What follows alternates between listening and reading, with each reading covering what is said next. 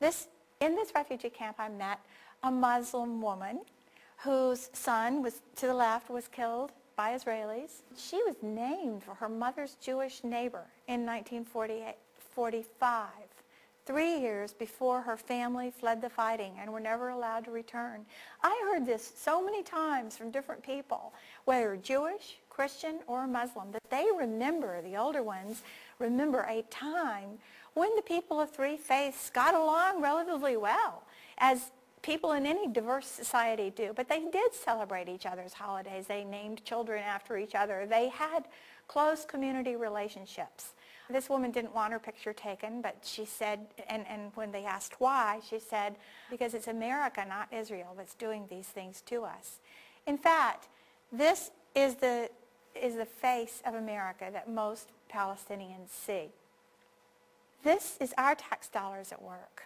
Homes being demolished in East Jerusalem. We are doing this, and this is what is very much perceived to be an American occupation, American-funded occupation. The flak jackets that the Israeli soldiers wear often have "Made in the USA" on the back of them, and I wish I had a picture to show you. As I said, Palestinian Christians feel abandoned by American Christians and wonder why more is not being done to help them. And I wanted to show you that the persecution is happening not just to Muslims, but to Christians. I was at a Presbyterian church in Jerusalem on Sunday morning thinking I'd finally take a break from this grueling schedule of the week. And at church I met this lovely woman, Mary Nassar, and she said to me that she was going to her family's farm that afternoon near Bethlehem, and did I want to come along? So I said, okay, never miss an experience like that, and I boarded an Arab bus with them at the wall and then went inside the West Bank to this amazingly beautiful hilltop. This hilltop has an incredible view down over Hebron almost to the Dead Sea. Daoud Nasser is the descendant of one of the oldest Christian families in Bethlehem, and his grandfather bought this property and has all the deeds and documents in order to show for it. This is the cave where his grandfather lived when they first came to the land. It's surrounded on 3 sides by Israeli settlements, looking down onto this hill from other hills. 2 years before I was there, Israeli settlers had come down from the settlements and had cut 300 fruit and olive trees and had destroyed the water tower, burst the water tower, and they told the Nassar family to leave because this was their promised land. The family now is trying to work with lawyers to get their claim to the land validated. They've already, at that time, had hired an Israeli lawyer and paid him $10,000. They were facing $70,000 more from an Israeli lawyer. They were told after all that they needed to hire an Israeli lawyer to represent them in Israel's courts. So just when they think they're close to having things resolved, another roadblock is thrown in their way. This is the little shack on the property where the elder parents are living now to maintain a constant presence on the land. And this is the mother, Mary's mother, and the children who live elsewhere come whenever they can to give them support.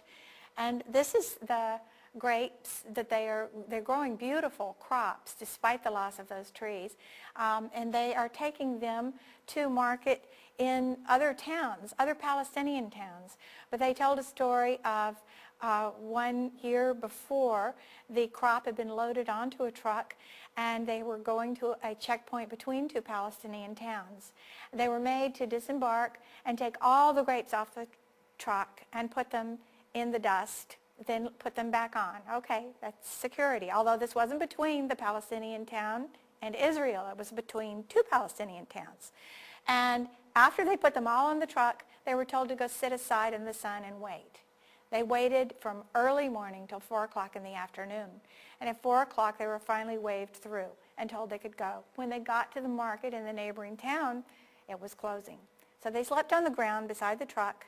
The next morning, they put out their grapes to sell, and they had spoiled in the long wait in the sun. So this is the kind of needless harassment that creates so much bitterness and endangers Israelis. Again, we need to understand how these things affect Israelis as well. I'm from the Deep South, and I thought Southern hospitality was a gold standard until I encountered Arab hospitality. And the people in every house, no matter how humble, wanted to share what they had. I want to take you now to the Muslim farming communities of the northern West Bank. This is a town called Qalqilia that you may have heard of. It's distinguished in particular because it is completely surrounded by the wall. And you can also see how the wall meanders in and out and practically encircles a lot of other towns as well. Again, the green line is to the left between Israel and the occupied territories.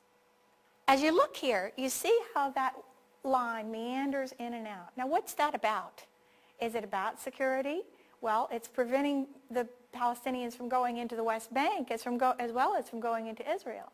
If you look at this table to the right, that's an Israeli map showing the water tables underlying the West Bank. And you will see that the greatest access to water is under that area to the left.